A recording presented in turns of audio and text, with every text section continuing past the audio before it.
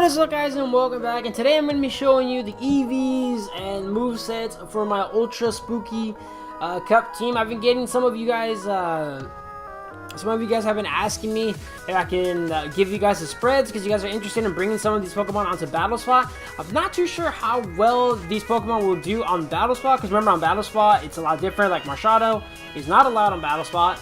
And Mega Pokemon are allowed on Battle Spot, while in this competition, Marshadow was allowed, and Z-moves are allowed, and only certain Pokemon were allowed. But if you guys really want to use them, you know, go ahead. Here they are. So Naganadel, I had Naganadel with the Dragon Z move. We've got Draco Meteor, Sludge Wave, Flamethrower, and Nasty Plot. 4 EVs and HP, a Timid Nature, Max Special Attack, Max Speed. Now, with Naganadel, you could swap out Flamethrower for Hidden Power Ice, but I'm pretty sure Flamethrower might be useful for you guys on Battle Spot because I'm pretty sure you guys are going to be running into, like Ferrothorn and stuff like that. But in the Ultra Spooky Cup, I never really used the Flamethrower, and there were plenty of times where Hidden Power Ice would have been a lot better, especially for Gliscor. Alright, so there's Naganadel. Up next, we have Hydreigon, because yes, I was running 2 dragons on this team. And then 2 Z-movers as well, as Mimikyu and Naganadel had the Z-move. So Hydreigon was Choice Scarf with a Rash nature for that special attack buff. 4 EVs in attack, max special attack, and max speed with the Choice Scarf. Draco, Earth Power, Dark Pulse, and U-Turn. Hydreigon was such a good Pokemon. I'm not sure how well this guy will do for you guys on Battle Spot, but for this competition, I pretty much brought Hydreigon like on pretty much almost all of my battles. I was bringing Hydreigon. It was such a good Pokemon. You can U-Turn now if you have to, or you can hit something pretty hard with a Draco. And then we have Marshadow. I'll show you guys the EV spreads from what I ran on Marshadow, but obviously you guys can't use Marshadow on Battle Spot unless you guys are planning on going on to free battle. Then you guys can use Marshadow. But here it is. I was running a Choice Banded Marshadow. Unlike everybody else was pretty much running Focus Sash on Marshadow. I was running Choice Band. 4 EVs and HP, max attack, max speed with a Jolly Nature. And I have Shadow Sneak, Spectral Thief, Close Combat, and then Ice Punch. So that's Marshadow. And then this is the main one that a lot of you guys were interested in. What was I running on Gigalith? I was running the Fiji Berry. I had max HP, 12 in defense, and I had a Careful Nature with 244 in special defense.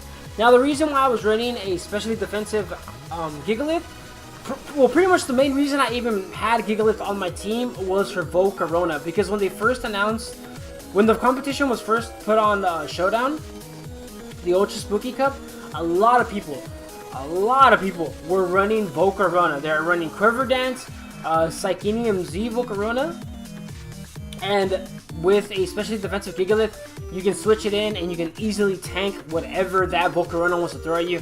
Even if they have Giga Drain, I'm pretty sure Gigalith. I never saw a Volcarona with Giga Drain, but I'm not sure how Gigalith would take a +1 Giga Drain from a Volcarona. But pretty much Gigalith just completely walled Volcarona. I had Rock Tomb on it, so you can hit your opponent's Pokemon, lower their speed. And then this is the most important one, Stealth Rocks. Getting up Stealth Rocks and pretty much preventing your opponent from constantly wanting to switch in and out because they're just going to be taking Stealth Rock damage. And with no attack investment, Gigalith's Rock Slide and Earthquake still hit pretty hard. So yeah, that's what I was running on my Gigalith. It was just especially bulky Pokemon for Stealth Rocks and to counter Volcaronas. Up next is just the absolute beast, is Toxapex. Now I'm not sure how well Toxapex will work out on Battle Spot because Tapus are there. Tapus were not allowed in the Ultra Spooky Cup, for those of you that didn't know. So that means Tapu Koko, Tapu Lele, Tapu Bulu. 3 things that Toxapex does not want to go up against. Those 3 were not allowed. So Toxapex was an absolute god in this competition. And I was running the Rocky Helmet with 244 HP. I was running a Bold Nature, max defense, and only 12 in special defense. And Scald, Toxic, Recover, and Stockpile. A lot of people are running what's it called? The bunker, the shield move. I don't know, a baneful bunker or something like that.